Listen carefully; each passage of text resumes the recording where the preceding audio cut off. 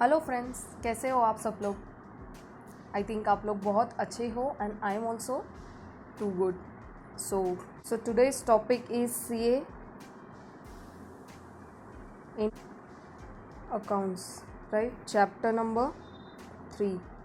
Chapter का नाम आप लोगों को याद ही होगा। This is the easiest topic in CA inter which could be studied first or revised first if you want to score good marks. So this is the question which comes around for 10 marks I think in the exam. So this is a pretty good deal to first cover up this chapter. So this is easy and scoreable thing, right? Its name is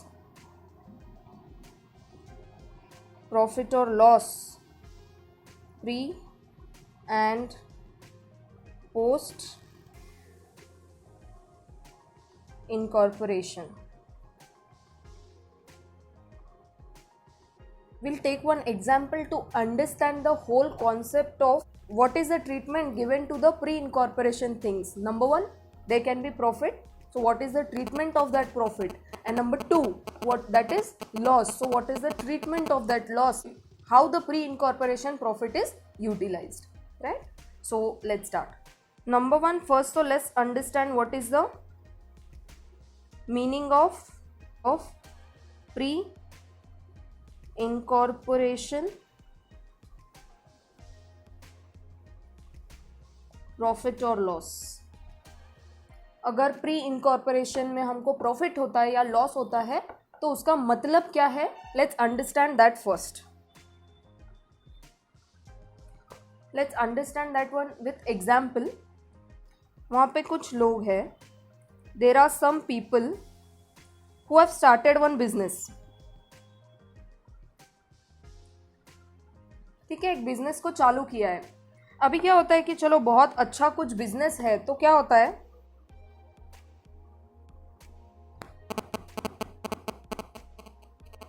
ये जो अभी कुछ लोग हैं, there are some set of other people who think that whatever business they are starting is very much profitable, right. तो ये लोग क्या सोचते हैं कि चलो इनका बिजनेस जो है will buy this business. But क्या हुआ है, they are buying this business prior to the date of incorporation. Incorporation अभी तक हुआ नहीं है बिजनेस का, एंड दिस गाइज, इन लोग सब ने क्या किया है, इस बिजनेस को खरीद लिया है। तो अभी क्या होता है कि सारा का सारा जो भी प्रॉफिट या लॉस होता है वो नॉर्मली ट्रीट नहीं कर सकते हैं। तो भी प्रॉफिट और लॉस जो भी प्रायर होता है is of capital nature.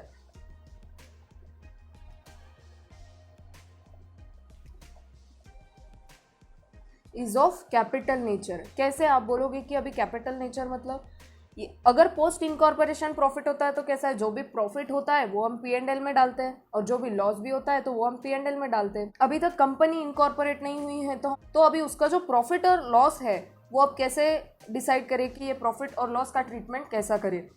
So if suppose there is loss, अगर लॉस होता है तो इस लॉस का ट्रीटमेंट कैसा करेंगे। फर्स्ट थिंग, तो this is debited to P&L account. जब भी पोस्ट इनकॉर्पोरेशन प्रॉफिट बनेगा तो ये डेबिट टू P&L होगा। ऑल्टरनेटिवली इसका मतलब क्या हुआ, ऑल्टरनेटिवली इसका मतलब क्या हुआ, अगर डेबिट कर रहे हैं तो consider this as goodwill. Consider this as goodwill. अब ये गुडविल का इन शॉर्ट मतलब क्या होता है, let's see that meaning. What is called as goodwill. Goodwill का सिंपल मतलब क्या होता है, suppose this person has started the business. Market में अगर इसकी वैल्यू पता करें तो बोलते हैं कि 100 रुपीज इसका वैल्यू है।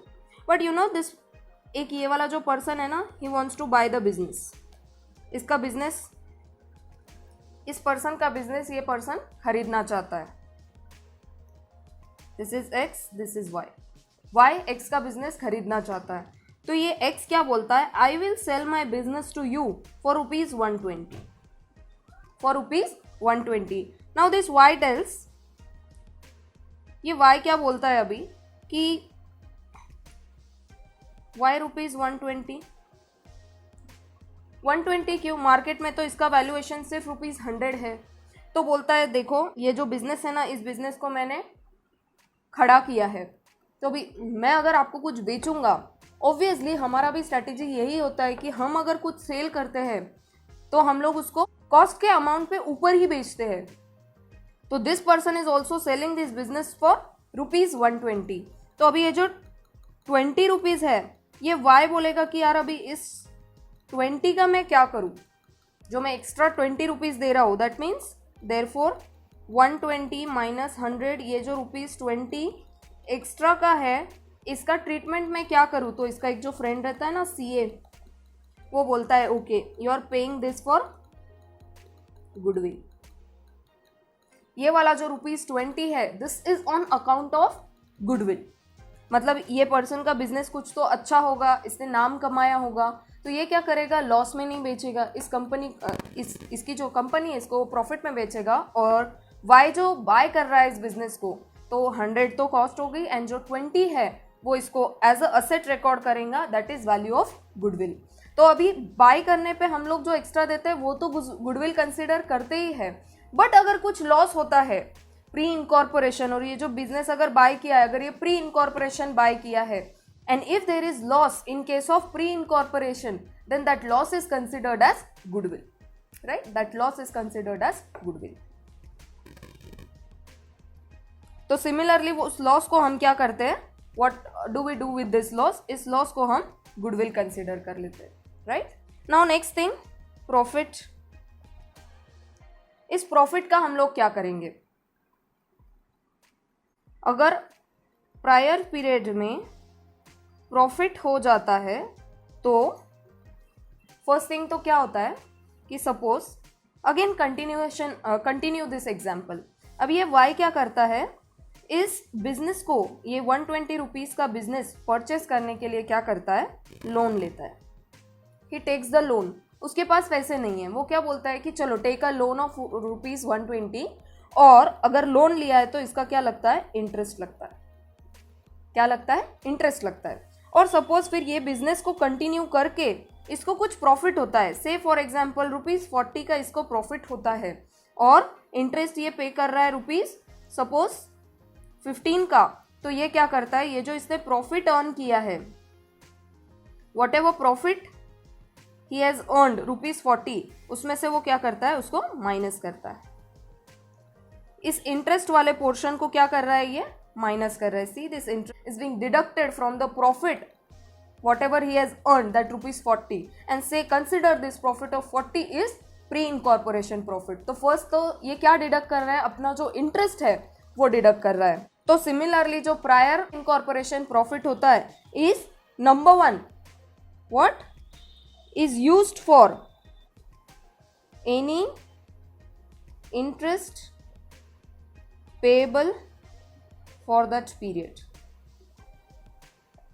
सबसे पहले ये इंटरेस्ट पेएबल को यूज होगा। दूसरी चीज, ये जो प्रॉफिट हुआ है और कौन सी चीजों के लिए यूज हो सकता है, ये जो था ना ये ₹20 उसने एक्स्ट्रा दिया था, राइट? उसने बोला था कि यार मैं 120 क्यों पे करूँ जब मार्केट वैल्यू आपका 100 है। तो वो जो ₹20 है वो आप गुडविल का पे कर रहे हो, मतलब एक्स्ट्रा पे कर रहे हो। तो अभी मुझे तो इतना प्रॉफिट हुआ है ₹40। अब मेरे पास यहाँ पे रिमेनिंग बैलेंस कितना है, 40 माइनस 15। मेरे पास अभी भी ₹25 का प्रॉफिट जो है वो एक्सेस में पड़ा है। What can I do, again I can deduct this goodwill का अमाउंट फ्रॉम दिस। मैं बोलती हूँ ना, अरे मैंने गुडविल का पे किया था, अभी मुझे प्रॉफिट हुआ है, तो मैं क्या करती हूँ, उसको मैं यहाँ पर सेट ऑफ कर लेती हूँ। तो this is called as what, goodwill का सेट ऑफ भी हो गया। Again I am left with ₹5 का प्रॉफिट। तो नंबर 2, फर्स्ट तो मैं क्या करूंगी, इंटरेस्ट पेएबल जो भी है उस पीरियड का वो मैं डिडक्ट कर दूंगी। सेकेंड थिंग, जो भी गुडविल है ऑन एक्विजिशन, एक्वायर किया ना, अभी वाई ने एक्स का बिजनेस एक्वायर किया, उसके ऊपर जो भी गुडविल हुआ वो वाला गुडविल को इसने क्या किया, वहां से डिडक्ट किया। एक्विजिशन पे जो भी गुडविल क्रिएट होगा वो भी क्या करेंगे, इस प्रॉफिट में से डिडक्ट कर लेंगे। And on top of that this prior profit, this is credited to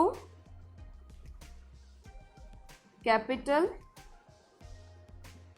reserve account, capital reserve account हमने यहाँ पे अभी बात की थी ना, this is capital in nature. जो भी लॉस हो या प्रॉफिट हो, लॉस हुआ तो असेट में डाल देंगे एंड अगर हमको प्रॉफिट होता है तो that will be considered as capital reserve. और ये जो कैपिटल रिजर्व है and this capital reserve is used for interest payable. दूसरा जो भी गुडविल ऑन एक्विजिशन है उसको हम राइट ऑफ करेंगे, right, that goodwill is written off against that profit. Note, this profit will not be available for distribution as a dividend. Profit is not be allowed for the distribution of dividend. अगर members पूछेंगे, भी ये company के members रहेंगे ना, there will be many members, share holders जो भी रहेंगे, बोलेंगे अरे आपने बिजनेस परचेस किया, please give us the profit, तो ये वाला जो प्रॉफिट होता है इसने not been available for the distribution of dividend, तो ये फिर किस चीज़ के लिए यूज़ करते हैं? फिर ये लोग, ये मेंबर्स आर क्वेश्चनिंग कि ये प्रॉफिट जो है आप किसकी चीज़ के लिए यूज़ करोगे। अब ये प्रॉफिट अगर आप हमको नहीं दोगे तो आप हमको बताओ कि ये प्रॉफिट आप किसके लिए यूज़ करने वाले हो। जो भी कंपनी के प्रोमोटर्स होते हैं उनके ऊपर इसकी जिम्मेदारी है ना, इस प्रॉफिट का हम लोग क्या करते हैं। फर्स्ट थिंग तो क्या बोलते हैं हम लोग, इंटरेस्ट हो गया, और जो भी एक्विजिशन के टाइम पर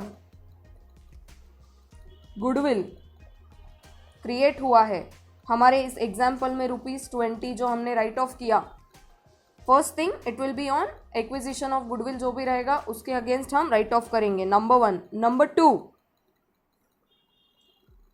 राइटिंग ऑफ प्रिलिमिनरी एक्सपेंसेस। अब ये प्रिलिमिनरी एक्सपेंसेस क्या होते हैं? What are this preliminary expenses? जो भी रजिस्ट्रेशन का खर्चा होता है, लोगो डिजाइन, कंपनी का जो लोगो डिसाइड होता है, etcetera, all this cost are called as preliminary expenses. Incorporation, company incorporate होने के पहले के expenses. Third thing, writing down overvalued assets। मतलब कैसे? Suppose this is one land, this is one land, this land का cost when we bought was rupees से suppose 200 and today the market value is 180। तो ये 180 क्या हुआ है? This is under valued, under valued bye ₹20। तो ये इस 20 रुपीज को राइट डाउन करना पड़ेगा, राइट ऑफ करना पड़ेगा, right. So that is called as writing down over valued assets. Fourth thing, issuing of bonus shares, issuing of bonus shares. And fifth thing is paying up partly paid shares। ये कंपनी ने अगर कोई shares खरीदे हुए होंगे, the value suppose of the share is ₹10, call money paid is ₹5 and payable is again ₹5। so this payable of ₹5 is what called as paying up partly paid shares। तो ये जो ₹5 है शेयर का, ये आप कहाँ से पे कर सकते हो? This can be paid from pre incorporation profit. So what all things? Interest, acquisition on goodwill pay, जो भी गुडविल क्रिएट हुआ है वो, writing off preliminary expenses, over valued assets को राइट डाउन करना, दूसरा issuing of bonus shares, and last thing paying up of partly paid up shares. Basis of apportionment, मतलब ये जो रहता है ना, pre incorporation and post incorporation, pre and post. So इन प्रॉफिट एंड लॉस को कैसे डिस्ट्रीब्यूट करना है? तो that can be distributed on the basis of से time basis, right, turnover basis, और by the method which combines the two. So ये वाला जो टॉपिक है that is basis of apportionment will be seen tomorrow or in the next video, right? So thank you so much. If you like this video, please subscribe and do not forget to hit the bell icon button. Thank you.